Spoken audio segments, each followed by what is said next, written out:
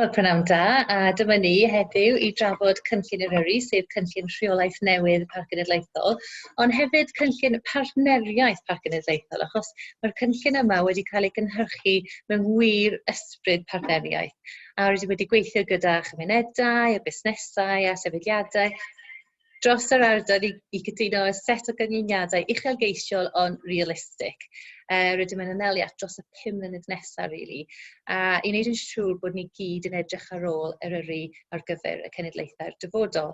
Mae yna amrywiaeth o sefydliadau wedi dod at ei gilydd i gyd gynhyrchu'r cynllun yma, a mae hyn wedi bod yn profiad gwych a gyffrous i ni fel Parc i glywed ac i gweithio gyda llwyth o bobl.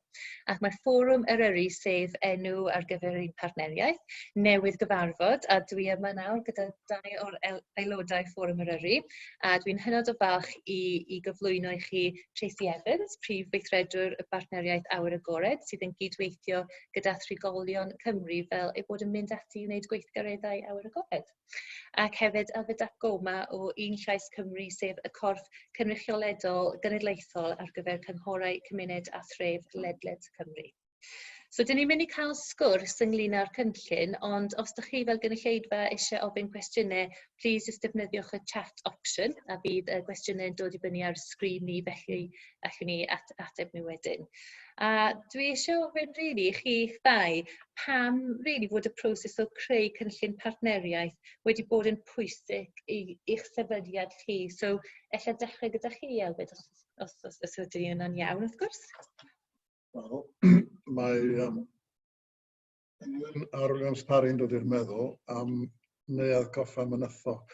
A anwybyddu'r llinell gyntaf, da ni'n sôn am gynllun sy'n disgrifio neu yn erbydd ffyniant Parc Cenedlaethol. Wedyn, nid cerig, ond cariad yw'r meini, cyd-ernes yw'r coed arni, cyd-dyhau a'i codol hi. A dwi'n gweld y gair cyd-dyhau. Mae'r holl bartneriaethau sydd yn cyfrannu i hwn yn cyd-dyhau. Maen nhw eisiau gweld y peth yn gweithio. Maen nhw eisiau i Eryri ffynnu, ac maen nhw gyd wedi ymroi i gyfrannu o'i syniadau a'i profiad mwyn lles yr cynllun yn gyfan gwbl. Ateb ffantastig, diolch yn fawr iawn. Beth amdano chi, Tracey?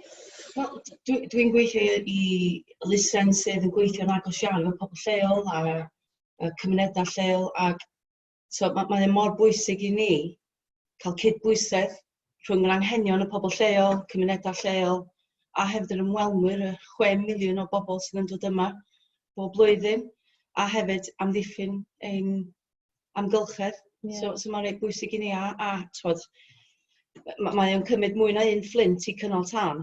So, o profiad fi o 15 mlynedd o gweithio i Partneriaethau'r Agored, mae'n mor bwysig cydweithio fo'n gilydd. Cos da ni gyd yn gweithio tuag at yr un gweledigaeth. So, rhannu adnoddau, rhannu syniadau, ac yn y blaen, mae'n i ni fel lusen bach, mae'n mor bwysig bod ni'n rhan o peth lot mwy. Ie, grêt. Mae Fforwm Eryri yn cynrychioli lot o sefydliadau wahanol yn y dydd. Mae'n rhywbeth hollol positif i ddod at ein gilydd mwyn gwarchod a gwella rhywbeth mor bwysig fel Eryri yn y dydd. Ffantastig. Ynglyn â'r cynllun ei hun, be ydych chi'n feddwl, be ydy peth gorau ynglyn â'r cynllun sydd ar rella cynllun Eryri neu ar dan cynllun Eryri yn eich barn chi? Tracey, be ydych chi? Dwi'n meddwl y ffaith bod pawb wedi cael mewnbwn mewn un ffordd neu gilydd o unigolion sydd yn byw ac yn gweithio fewn y parc. Reis troedd i mudiadau reis fawr. So dwi'n meddwl y ffaith bod pawb wedi cael y cyfle i wneud hyn, a mae yna dal cyfle iddyn nhw wneud hyn yn peth yn dda.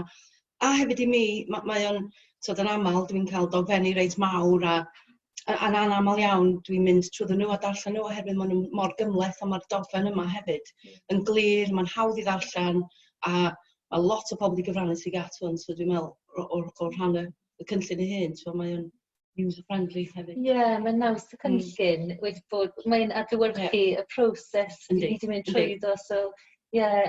Mae gen ti groesdoriad o wahanol fatha o bobl yn does, busnes, pobl awyr agored, cynghora, wrth gwrs, a pobl amaethyddiaeth, wedi anghofio amaethyddiaeth.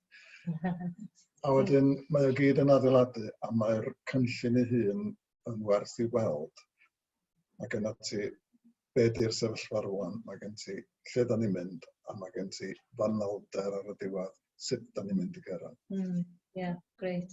Dwi'n meddwl hefyd, mae mor hawdd i'r sefydliadau o fewn y sector cyhoeddus gweithio mewn silo, a dwi'n meddwl bod hwn yn enghraifft o ymarfer da yn symud ymlaen yn y dyfodol. Y ffordd mae'r Parc Cenedlaethol Eryri wedi cydlynu hwn i gyd a di gweithio efo pawb, a heb di gweithio mewn silo rhan datblygu y cynllun Eryri. A beth sy'n interesting o ran yn sector ni, yr cynghora cymuned, ydy y ffaith bod o'n defnyddio cyfeiriadau cry at deddf llesiant cenedlaethau'r dyfodol, sy'n bwysig iawn, ond profiad ni a yn braf gallu cymryd a rhoi i helpu efo hynny. Grêt, ie.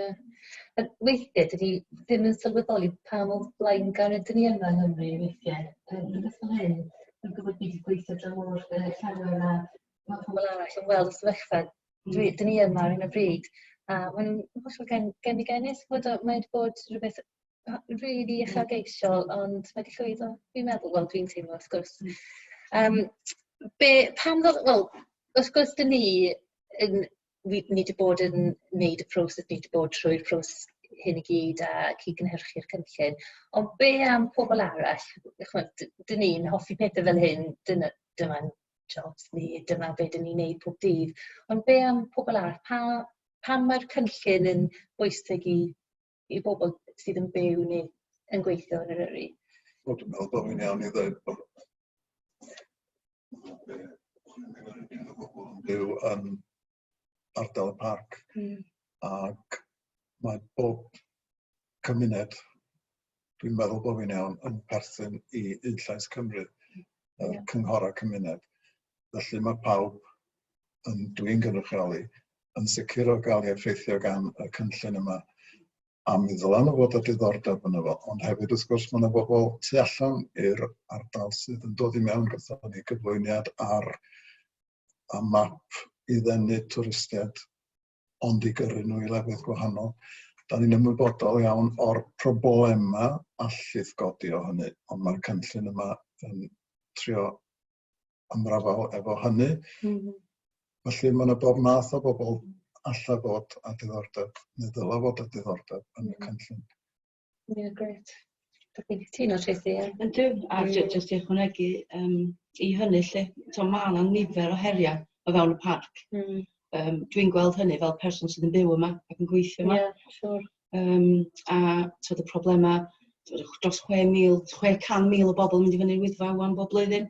Ac efo hynny mae'n dod â problema parcio, sbwriel, a lot o pethau eraill hefyd. So, os gynnwch chi rhywbeth i ddweud, neu os di'r parc yn eich calon chi, mae hwn yn cyfle rili dda i cyfrannu at y dyfodol, y gweledigaeth, y dogfen yma. Ie, grêt. Wel, ar y nod yna, mae jyst rhannu sgrin fi fan hyn. Gobeithio, mae'n... Dyma ni. So ar y nod yma, jyst i atgoffa pawb rili, mae'r ymgynghoriad cyhoeddus dal ar agor. Mae'r ar agor tan y 3 ar 10 o mis Mai, so mae'n bythefnos ar ôl. So dyma'r manylion i gyd, os ydych chi eisiau cyfrannu, ewch ar ein wefan ni, a please dweud os gwelwch yn dda. So, na i just checio, ond sa'n meddwl bod yna unrhyw cwestiynau wedi dod i fewn.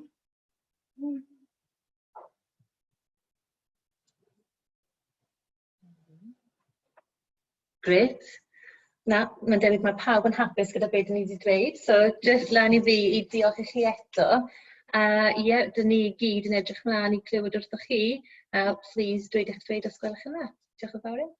Hwyl am y tro.